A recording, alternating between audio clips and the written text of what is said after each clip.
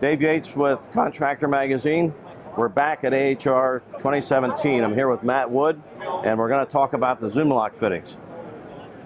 All right. Well, what we have here is actually our Klauke 19 kilonewton tool, and we're going to crimp a 1/2-inch Zoomlock fitting and do a demonstration. Could we get, what is a kilonewton? A kilonewton is a unit of force, so it's how much force that this tool is going to put out.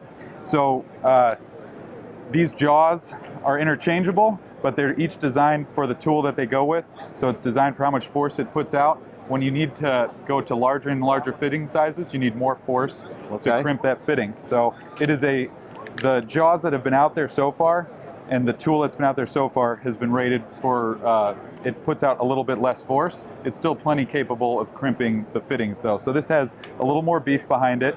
And then there's also the rigid tool that will go all the way up to 1 3/8 fitting. So if you want to be able to crimp all the way up to 1 3/8, you actually need to use the rigid tool to crimp that.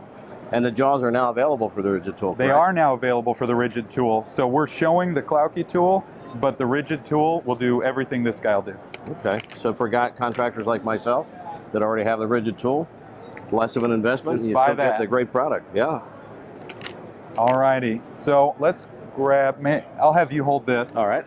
What we have here is we have our fitting and these two prepared pieces that we've made in our lab. We're going to do the tube prep, which is the most critical part of this. So first, we're going to mark the fittings with our depth gauge. We call it our insertion depth gauge. And this is important for a couple reasons. So I've just marked that fitting. I'll mark this one.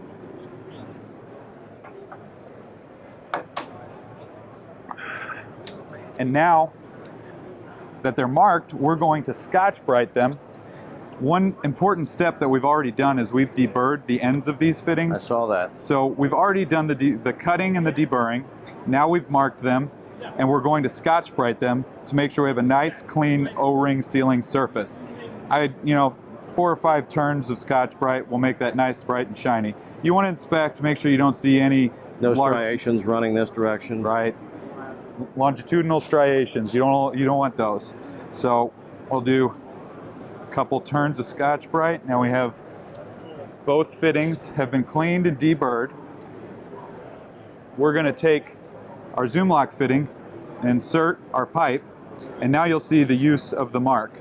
So there is a dimple stop right here on the Zoomlock fitting that in general it stops you from pressing too far, but there are times if you had, the Hulk inserting this thing, you might be able to go past that dimple stop. So this mark allows you to see that you're coming to exactly the right insertion depth. Okay. And also if you're dry fitting up a system and you wanted to go all the way down, putting your Zoomlock fittings in, you might pull your pipe out without knowing it down the line. You can come back and look at your mark and say, okay, there's a spot that I need to slide that back in so we can have a good crimp. Yeah, and guys that are already using the ProPress are accustomed to doing that anyway. Exactly.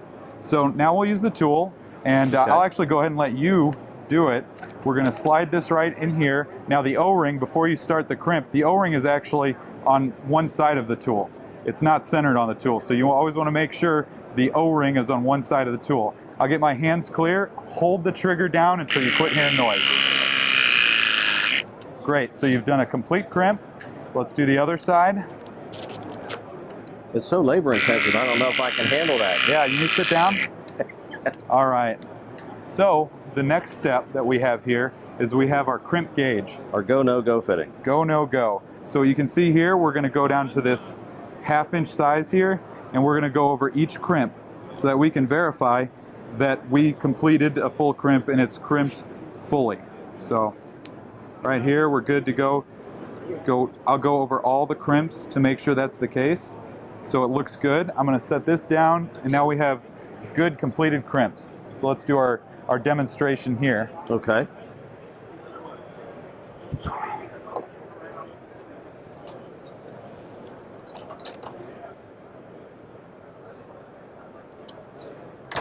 All right.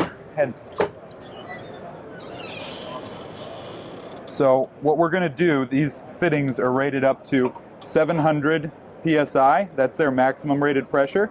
So we're going to take them up to 3 times that maximum rated pressure. Do we need to clear the building? No, you know, so here's, while I'm taking this up, you can hold this. Here's a sample. In the lab, we would do a more rigorous test where we would test up to failure. And you can see on this sample right here, the copper pipe actually ruptured at 3,900 PSI. So the real story that this sample tells is when you reach failure in a Zoomlock burst test, it's really you're getting to the limitation of copper as a material. So any copper piping you have in the system is going to start having an issue.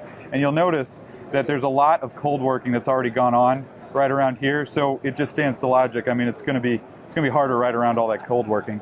Yeah, and I noticed the Zoomlock fitting is not damaged, but the copper certainly is. Absolutely. So I'm going to go ahead and start raising the pressure. If I have a refrigeration system that hits anywhere near 3,000 PSI, I'm leaving the building. Exactly.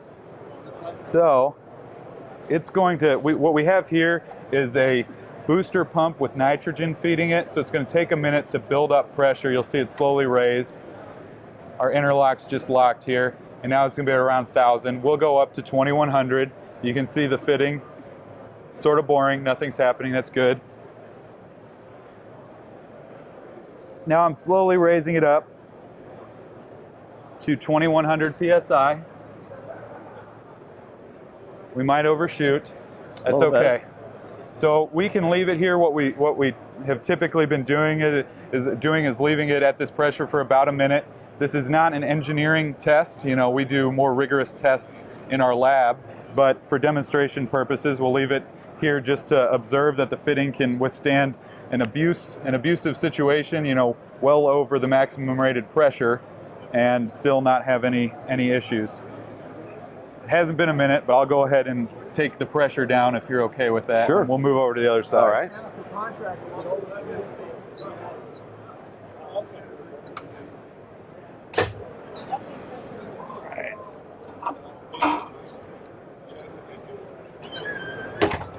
Step back here, back to this side, and we have a previous sample in here, so you can see this test really doesn't do any damage to the part. It's just showing that after the abuse of 3 times the maximum rated pressure, it still holds pressure. Even underwater, you can see that there's nothing to hide.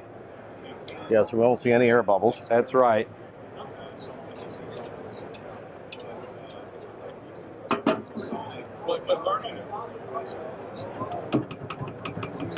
You can see that actually I'm getting more air bubbles by just off of they're on the side itself. of the tank. All right, I'll close this. We're going to pressurize this up to 300 PSI. You should see the pressure rising on the gauge up there. Yep. And this regulator takes quite a few turns, so I might look like I'm lifting weights back here. Till the end of the show, you'll have quite a workout. Yeah.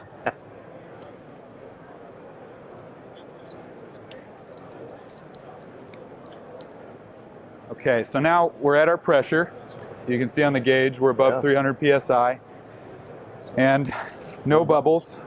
Again, this is not a lab test, but it's very similar to what we might do in the lab environment. Well, this is already after it had a 2,200 PSI test Exactly. over here. So if we were doing an external, you know, pressure hold test like this where we're looking for external leakage, we wouldn't do it typically after you abuse it with more than the maximum rated pressure, but here we're showing that. That's really good. It's a great tool. All right. Great way to reduce labor cost. And absolutely. No burn permit required.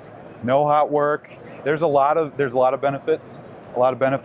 Some of them would be like the cleanliness. So a lot of what we see is if you do a braze joint, you know, as good of a joint as you can do, it's still not going to be as clean as this. Right. The inside of this copper tube looks just like the outside. Plus I don't have to burn myself right after I'm done brazing. That's nice too. Very Absolutely. good. Matt, thank you so much. Appreciate your time. Thank you. Back to AHR.